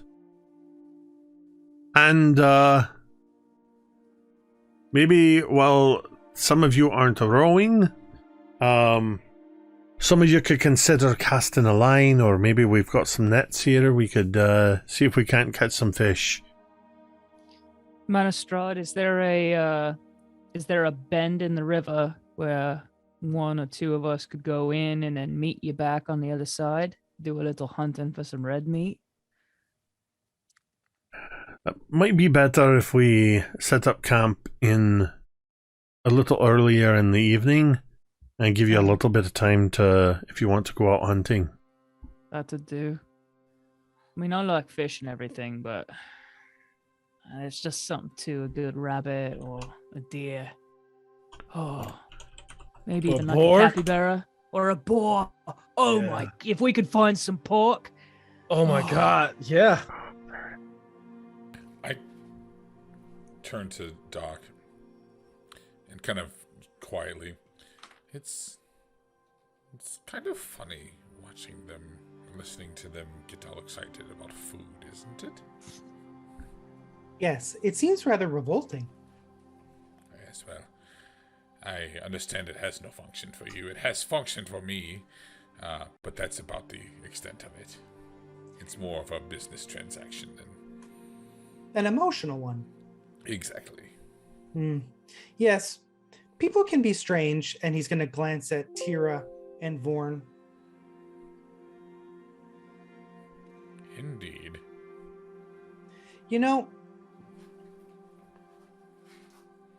I have concerns about what we're going to find in this place. As do I. I'm sure the name of the place is, well, it's quite ominous. And we seem to get into a lot of trouble. And we hurt ourselves a lot. So... But you and I will be able to hopefully take care of them, heal up their bumps and bruises, amputations and the whatnot. Yeah, it feels like it's getting harder and harder to do that. It does indeed. When certain people just go charging right into a fight with no thought or consideration, and then I'll turn and look at Vorn and Tira and turn back to Doc. It seems like strategy wasn't taught in their orc tribes, or tactics, or discretion, or anything other than charging headlong into battle without any thought or care for the situation. I will say they are quite good at the charging part.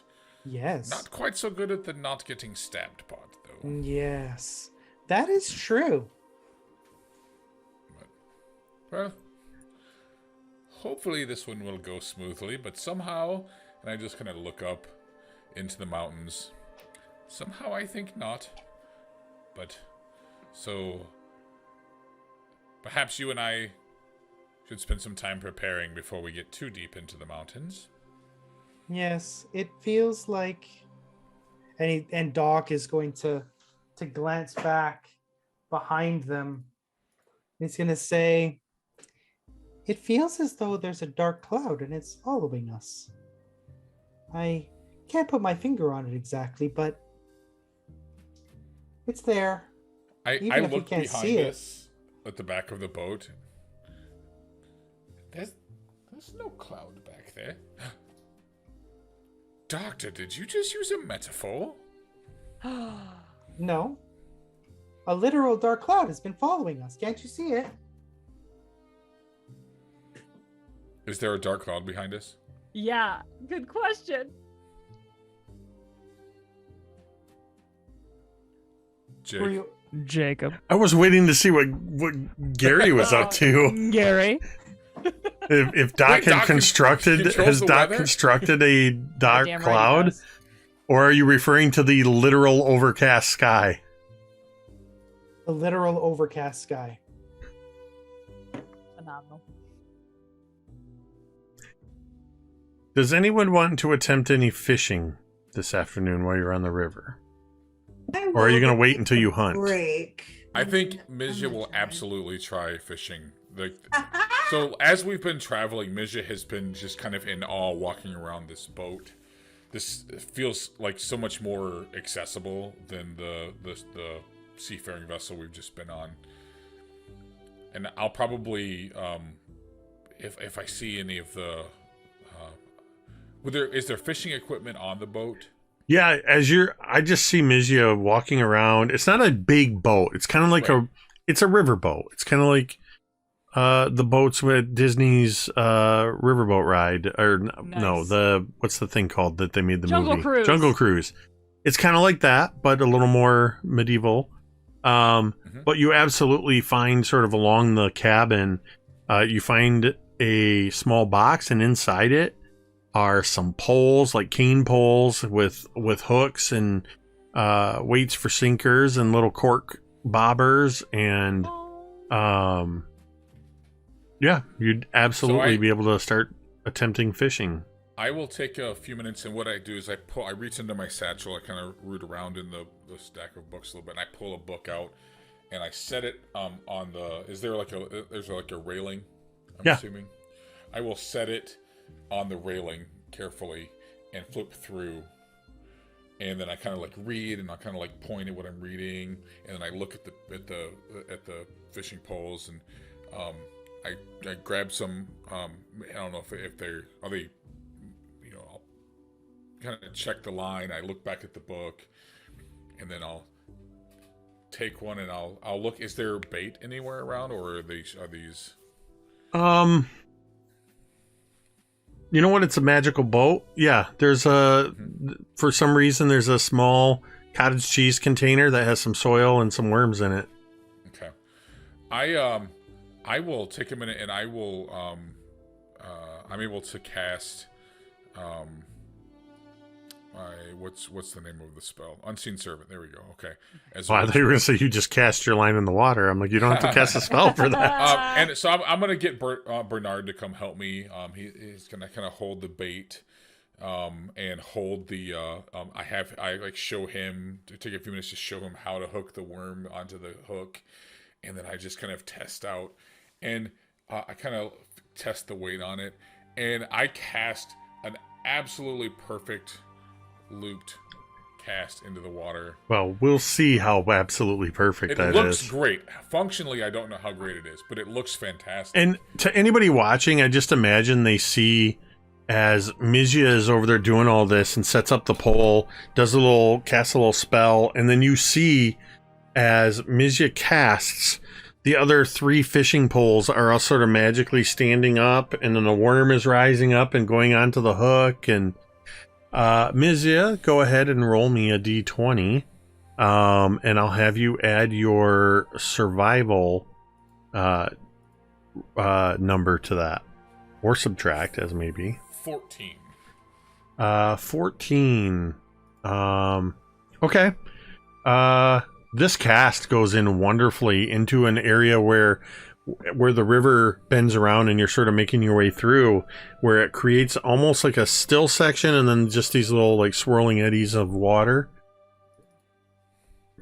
I need you to make a I need you to make another, or sorry, I need you to make a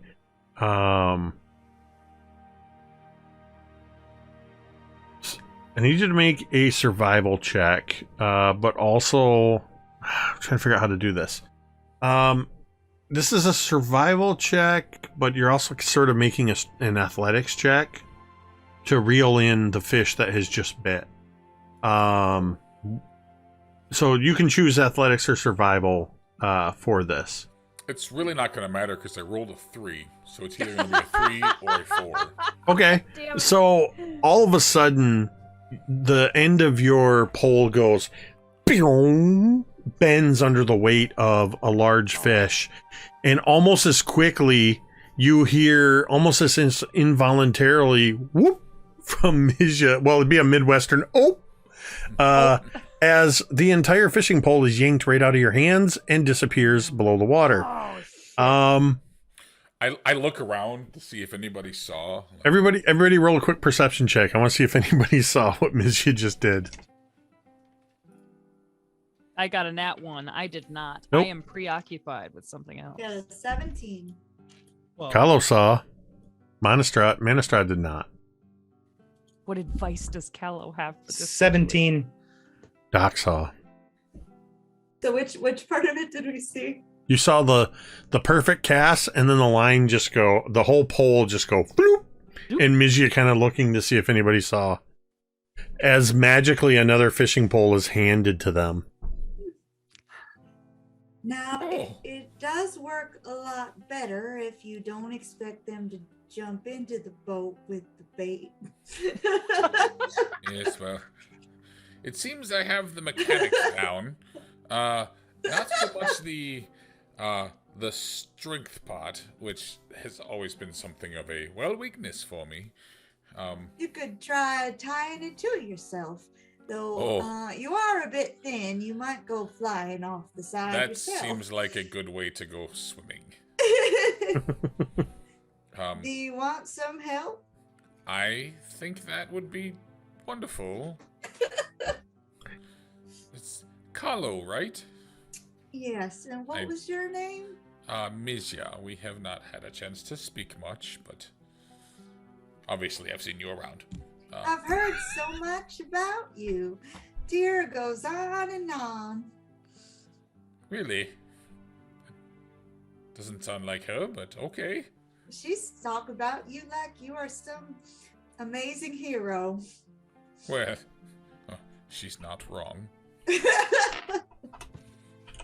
Maybe you and- can teach me something too, and I'll just start helping put this line together. All right, go ahead and make another cast using your survival. And you can do so at advantage because Kahlo is assisting. It is an 18. Okay. Yay. I need another survival or athletics check at advantage. And you can Y'all, decide I'll try which to of grab those. onto You it. can. I was going to say you can decide which Yeah. of you is going to make the primary check on this. Ooh, yeah. If you have better than a 1 for either one of those I have skills, a +6. for Okay, I'll athletics, let or you- What was the other one? I think that's my best anyway. a survival was the other and one. you Yeah. said is it at advantage? It is. Okay. That would be a 20. Okay. I'll give them some balance. Over the next several, I would say probably over the next hour or so, Kahlo and Mizya begin just kind of getting the knack of this fishing thing. Mizya, roll me a d10.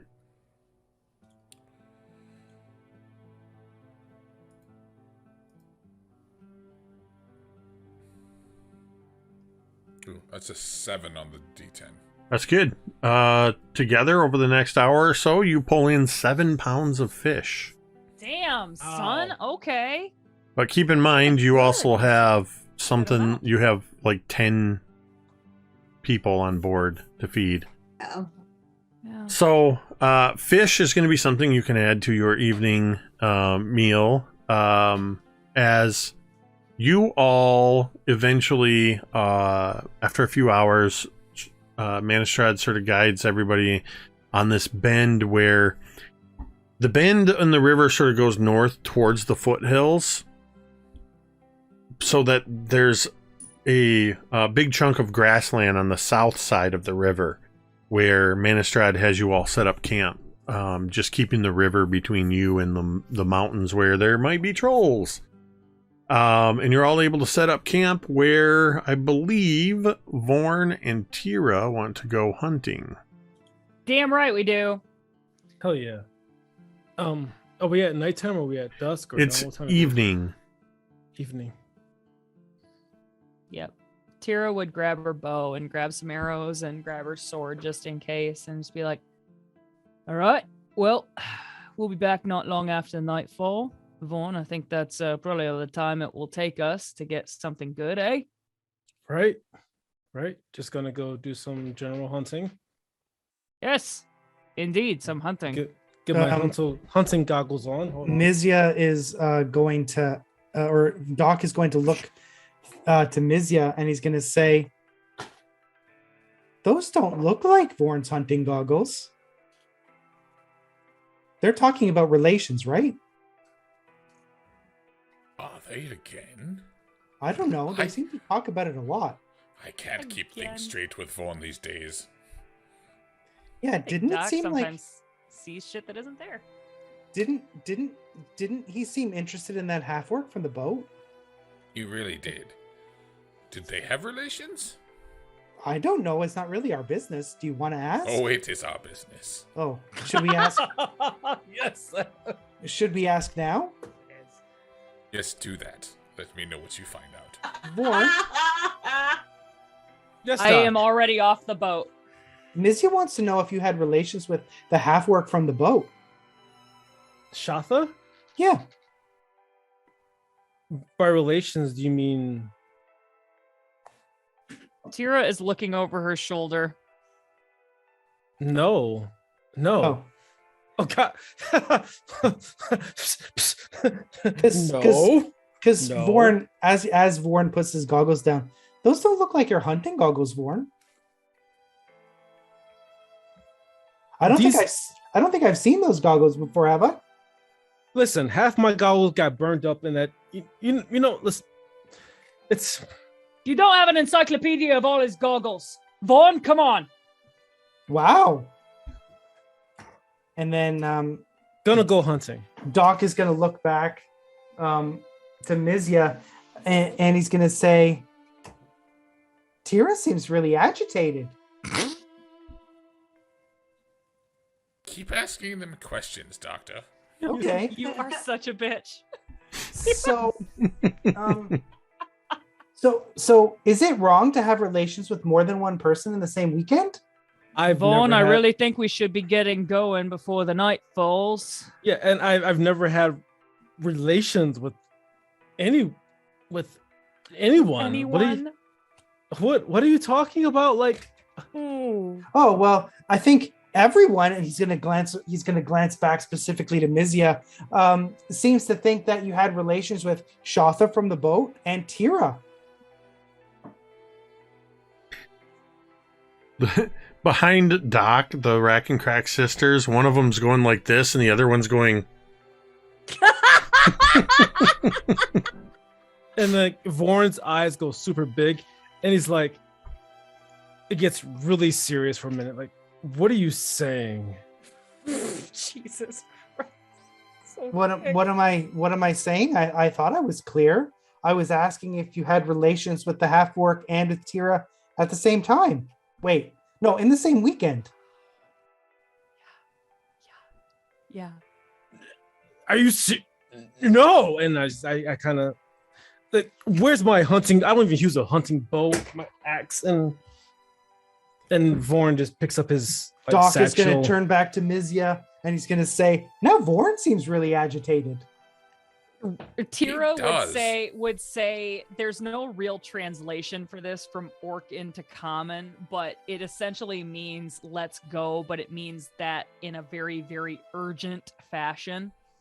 Yeah, and Vorn picks up on immediately and is like, and just kind of runs into the wilderness. Yep. I look right at Tira, and you see the biggest smile on Mizia's face you've ever seen. It's just barely a crack of a smile, but it's clearly the biggest smile you've ever seen Mizia make.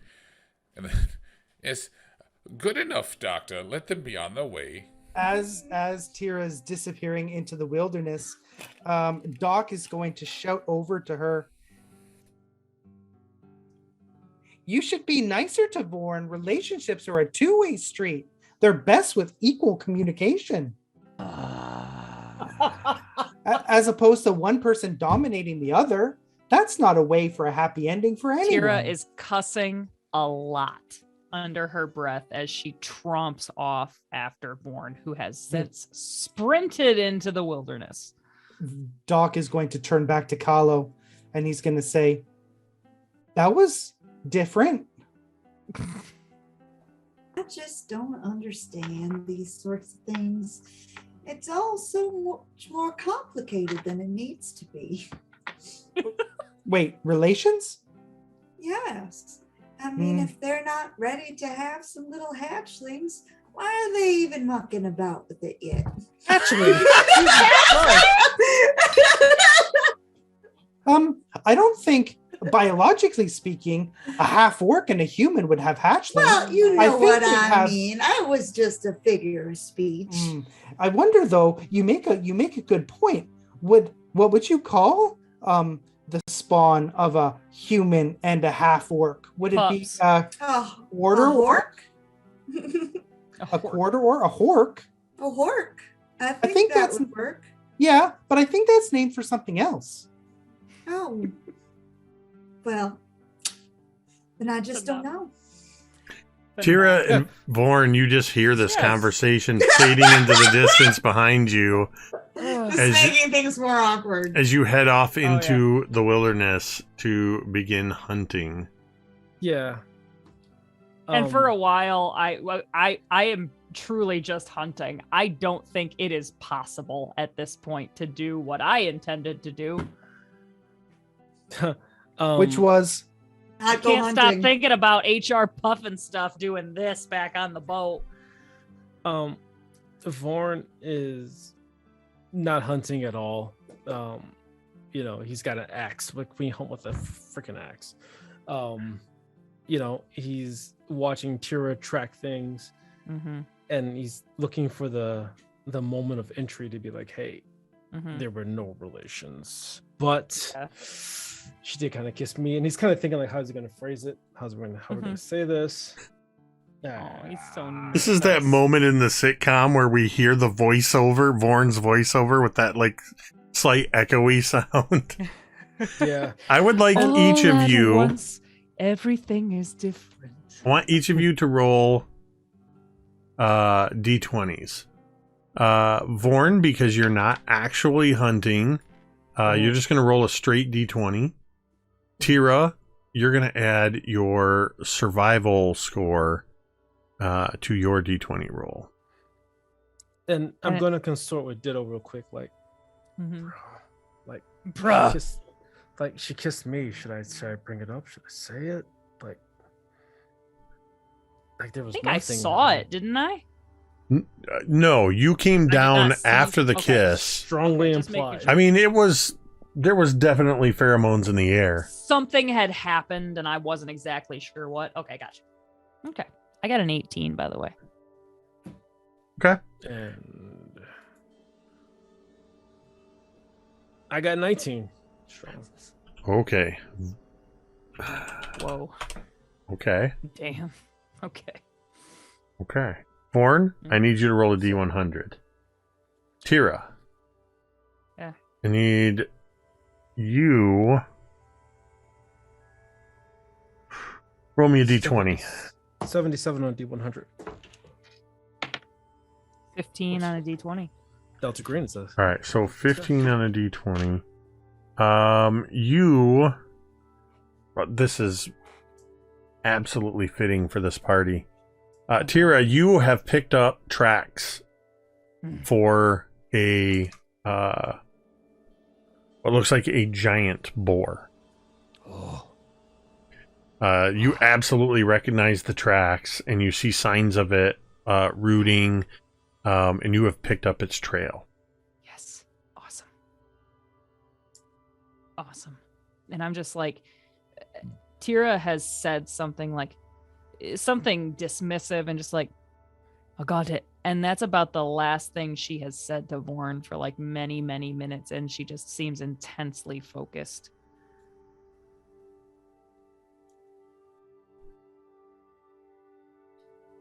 And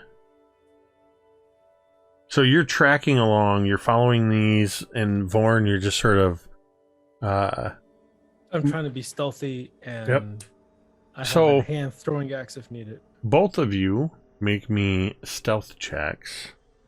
Oh, God. Did you get my D100, Jake? I did. Okay, good. I'll get to that in a moment. Shit. 6. Let's see, where's my stealth? We're very good at the charging in part. So saith Mizia. That is a 12 on Morn's stealth. Oh, you guys suck. Because we're not really Dad. hunting. You He's guys not are doing really poor disappointed. at the stealth. You're like, eyes on. I've got this. I know what it is. I know how recently it was through here. I know where it went. Let's go find it. Tromp, tromp, tromp, tromp. Yeah.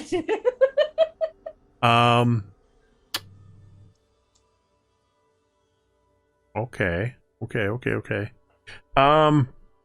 So you're moving along through the tall grasses, and I think what's happening is in this particular area of the grassland, it's well into the early, like I said, it's those couple of weeks right before summer.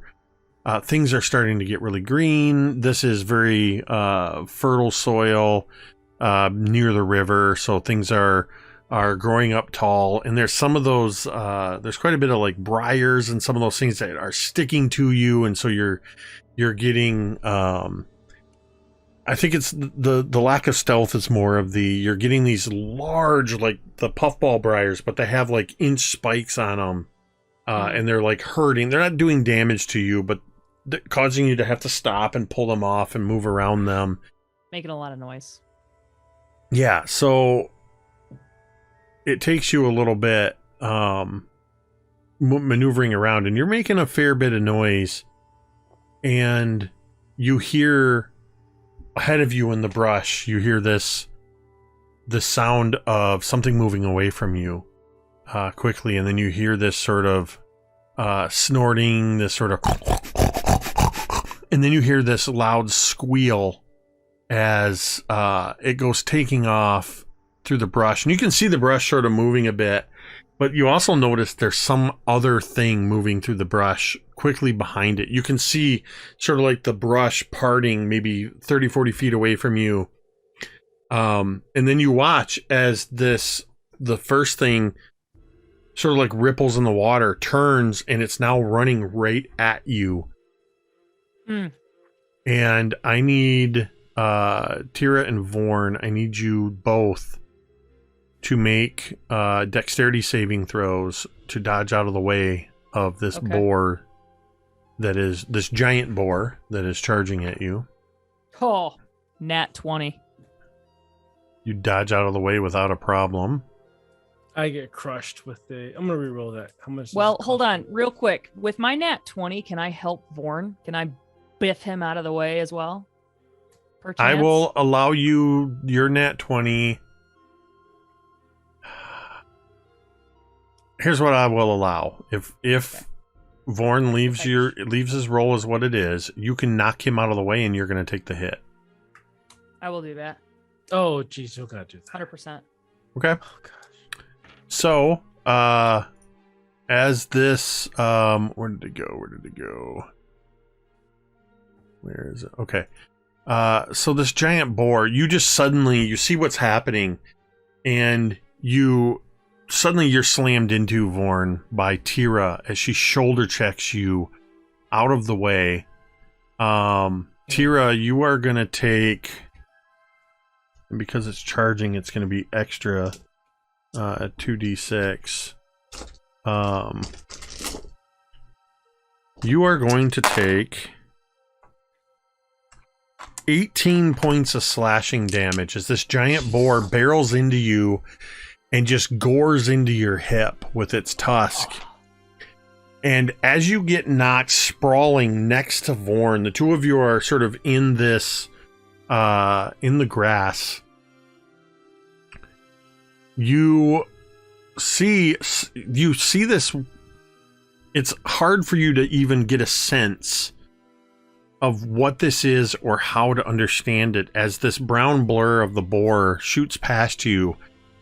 The thing that was chasing it suddenly lurches forward, and you see a flash of stark white and this almost electric blue as something, it almost, to your eyes, Tira, it looks as if 8 magical blue swords just launch forward, and the boar squeals loudly and is slammed to the ground a few feet away from you. And you both look over and you see this large blue and white shimmering spider as it takes its two of its four front legs and raises them up, and then you just see it go killing the boar. And then you see next to it the air shimmers and 2 more appear on either side of it. And that's where we're going to end tonight's session. Oh, we need to go. We need to run away fast. Oh. Nope. Phase spiders. I am not about that life. You know, I've honestly only ever used this phase spider once before. Phase spiders can blow me. Just because you guys realize all the rolls I've been making you do, you rolled these. Oh, you can thank Vorn. You can thank Ricky for rolling up phase spiders on the random table. Phase spiders, man. That's why I can't roll And for the group. just for a little bit of transparency, it was the 19 that made the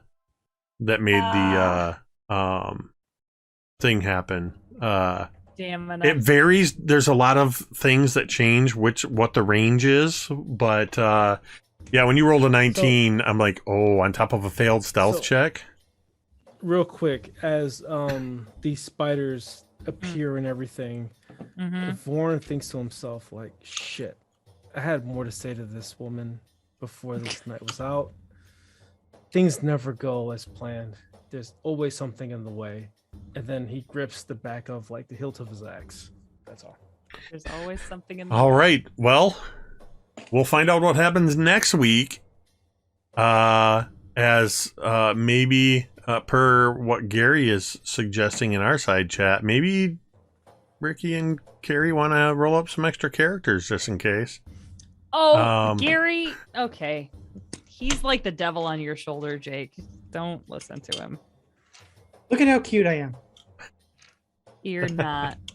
You All right. hide behind your Canadian nature. I'm Time to objectively see if adorable. you've learned how to fight phase spiders, Carrie. From the Objectively- millions of times that I've thrown phase spiders at I you. know. I've trained my whole I life know. for this moment.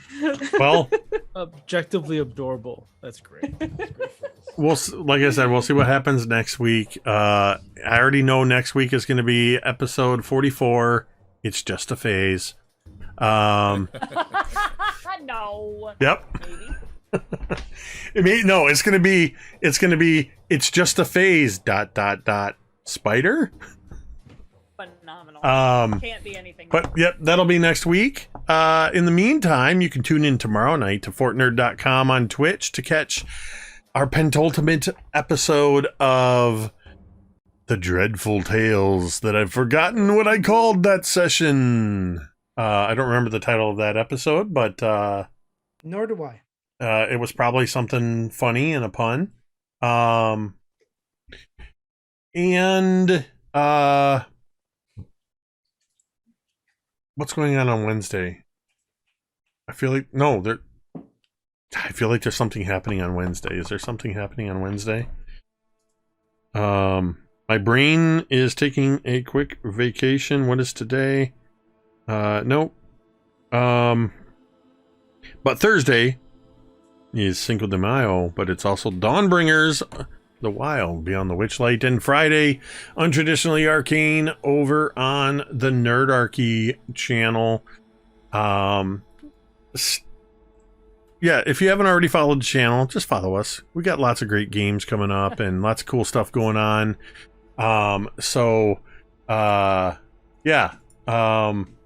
You want to check that out? Check out all our shows. I'm trying to do two things at once. Okay. We are going to, in just a moment, send a raid over to our good painting friend, Dr. Faust Painting Clinic. Painting minis and things. Send the love over there. Shout out to Dr. Faust. Follow him if you haven't. Yes. Thank you to everybody who tuned in tonight. We appreciate you as always, and especially if you are somebody that was lurking silently in the background, not participating in chat. Thank you. We appreciate you and hope you enjoyed our game as well. And as always, a huge thank you to all of these amazing players that I'm so lucky to get to play this game with every week. Thank you, Gary, Dwight, Brooke, Carrie, Ricky, and even though she wasn't here, she was here with us in chat and spirit, Jordan, without whom it would be me talking to myself for a couple hours. With that, we're going to go ahead and end the stream the same way we end every stream, and you can say it with me if you want. Yo. Metadata.